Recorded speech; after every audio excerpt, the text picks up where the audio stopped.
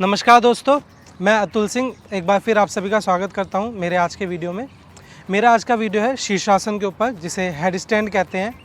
शीर्षासन को आसनों का राजा भी कहा जाता है क्योंकि शीर्षासन बहुत से बेनिफिट्स देता है आपको, आपके शरीर को। जब आप इसकी रेगुलर प्रैक्टिस करते हैं, आपके नर्वस सिस्टम से लेकर आपके ब्लड सर्कुलेशन को ठीक करने से लेकर आपके ब्रेन सेल्स को चार्ज करने से लेकर बीपी को कंट्रोल करने से लेकर बहुत सी ऐसी चीज़ें हैं जो कि ये ठीक करता है शीर्षासन, जिसके लाभ आपको मिलते हैं शीर्षासन की प्रैक्टिस के साथ। लेकिन उसी समय पे आपको ये भी ध्यान रखना चाहिए कि आप इसको करते समय कुछ सावधानियां बरतें।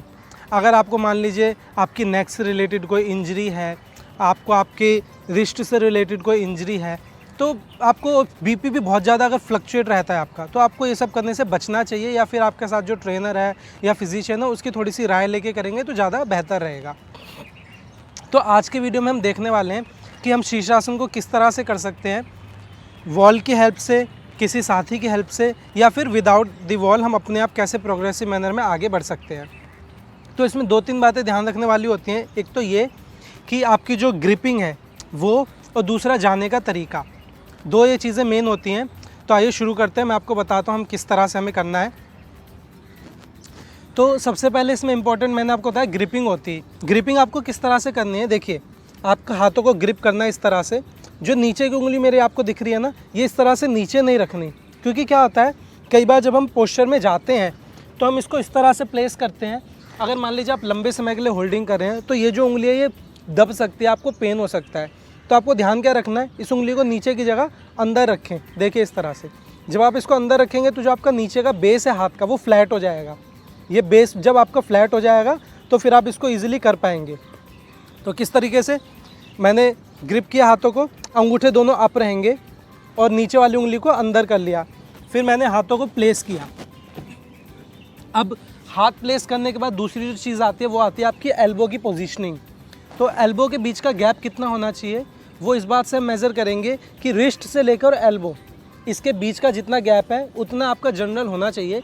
जब आपकी अच्छी प्रैक्टिस हो जाती है, आपका कंट्रोल है, तब आप उसको अपने हिसाब से एडजस्ट कर सकते हैं। लेकिन फ़िलहाल जब शुरुआत कर रहे हैं तो आप इतना गैप पे ध्यान दें कि रिस्ट से लेके एल्बो तक का गैप हो। वो कैसे मेज़र करेंगे, आपने फिंगर्स की पोजीशन ली, वज्रासन में आने के बाद फिंगर्स की पोजीशन लेकर आपको बैठना है और फिर आपको इस तरह से मेज़र करना है। मान लीजिए आपकी रिस्ट एल्बो ज़्यादा बाहर है रिस्ट से, तो उसको थोड़ा अंदर किया, फिर दूसरा हाथ रखा और दूसरे हाथ से मेज़र किया।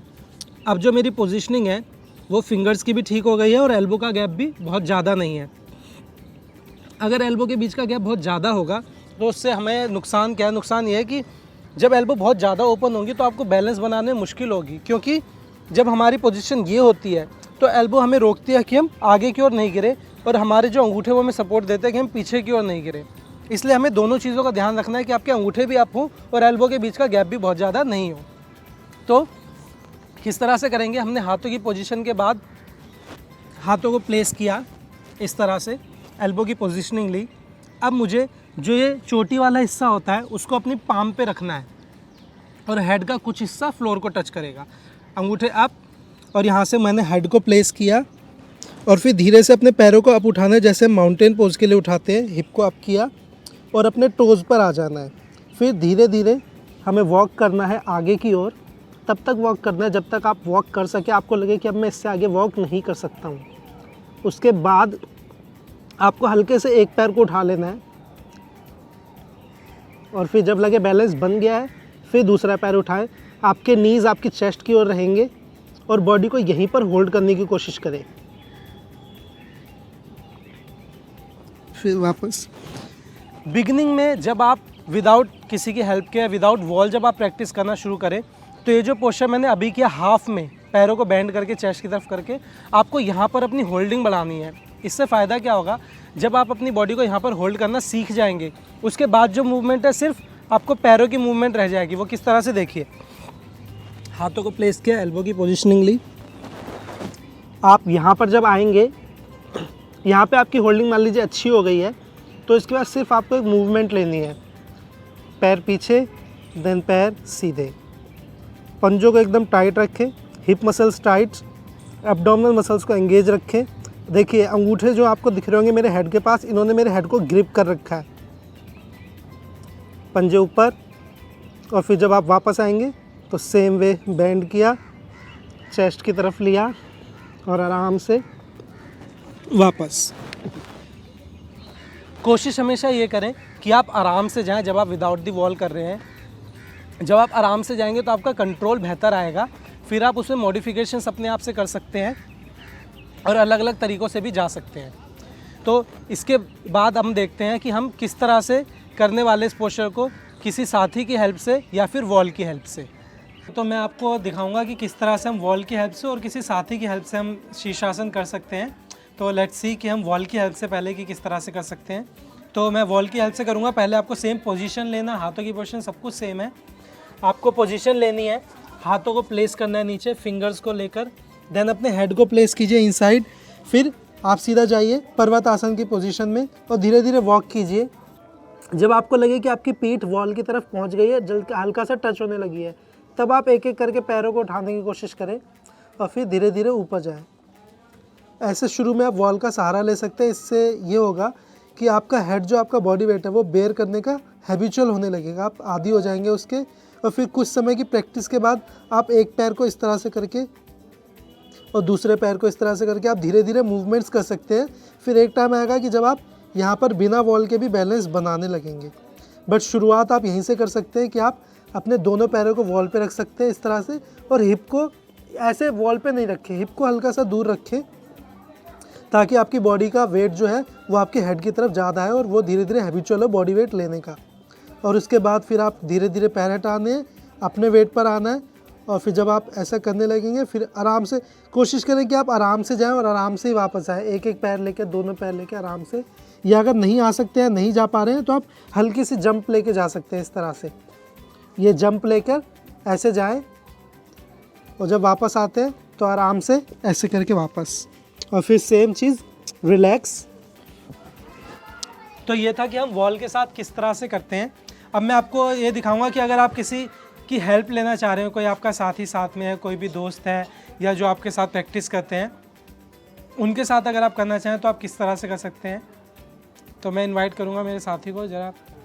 ओके, तो अगर आप किसी साथी की सहायता ले रहे हैं तो एक आपका दोस्त या कोई भी सामने खड़ा होगा और आप सेम पोजीशन में जाएंगे और यहाँ से आप जंप करके हल्का सा जा सकते हैं और वो आपके पैर होल्ड कर लेंगे और फिर इस तरह से आप पोजीशन होल्ड कर सकते हैं पोस्चर को। इस तरह से आप अपने पंजों को टाइट रखिएगा, हिप मसल्स टाइट, और वो आपको हेल्प करेंगे बैलेंस मेंटेन करने में। और फिर जब आपका हो जाए, आपको वापस आना, तो आप आराम से एक एक करके पैर को छुड़वाइएगा और फिर आराम से धीरे से वापस। Thank you Kuldeep. इस तरह से आप वापस आ सकते हैं, आराम से आइएगा, ऐसा नहीं हो कि आपके साथी ने आपको छोड़ा, आप एकदम से नीचे जा रहे हैं। तो इस तरह से हम वॉल की हेल्प से या अपने साथी की हेल्प से कर सकते हैं शीर्षासन को। तो आपने देखा कि हमने किस तरह से वॉल की हेल्प से और किसी साथी की हेल्प से शीर्षासन को किया। शीर्षासन को और भी कई तरीक़ों से किया जा सकता है जब आपका उसके ऊपर अच्छा कंट्रोल है। तो वो किस तरह से, एक दो तरीके मैं आपको दिखाता हूँ। आप अलग तरह से भी जा सकते हैं, जहाँ पर हम हाथों का अलग तरह से इस्तेमाल करते हैं और पैरों को भी अलग तरह से लेकर जाते हैं। आइए देखते हैं। पहले में हाथों की पोजीशनिंग सेम है, सेम रखा, लेकिन पैरों को इस बार हम सीधा करके जाएंगे क्योंकि हमारा कंट्रोल हो चुका है, हम प्रैक्टिस इसकी इतनी कर चुके हैं।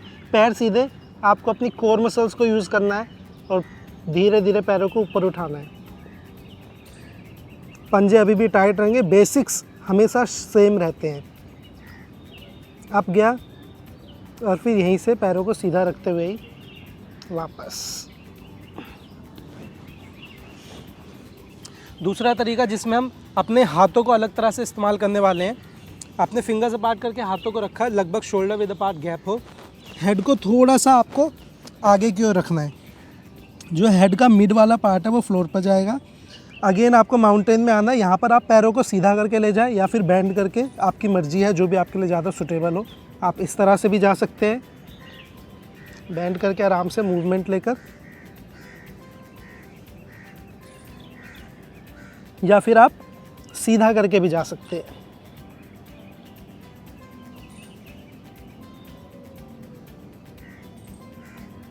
आराम से वापस। कभी भी शीर्षासन में जाने में जल्दबाजी नहीं करें। आप जब प्रोग्रेसिव मैनर में ठीक तरीके से जाएंगे तो आप अच्छे से उसको सीख भी पाएंगे और आपका कंट्रोल बेहतर बढ़ेगा। बाद में आप मॉडिफिकेशंस कर सकते हैं कि आप जंप लेकर जा रहे हैं या आप आराम से जा रहे हैं, वो आपके ऊपर है। जब शीर्षासन से आप ख़त्म करते हैं तो उसके बाद हमेशा या तो आप रेस्ट लें, शवासन करें, या फिर आप उसी समय जैसे वापस आए आपने फिस्ट बनानी है, फिस्ट के ऊपर फिस्ट रखनी है, फोरहेड को उस पर रेस्ट कराना है। ऐसा इसलिए भी क्योंकि शीर्षासन जब आप करते हैं तो आपका ब्लड फ्लो हेड की तरफ बढ़ता है, तो उसके बाद अगर आप शवासन करेंगे या थोड़ा रेस्ट करेंगे तो एक बार जो ब्लड फ्लो हेड की तरफ बढ़ा है वो नॉर्मल होने लगेगा और फिर आप वापस आ सकते हैं। क्योंकि कई बार ऐसा होता है कि हम शीर्षासन करके एकदम उठ जाते हैं तो सर घूमने लगता है, कई बार चक्कर से जैसे आने लगता है, तो उसके लिए ज़रूरी है कि हम थोड़ा सा रेस्ट लें और फिर वापस आए।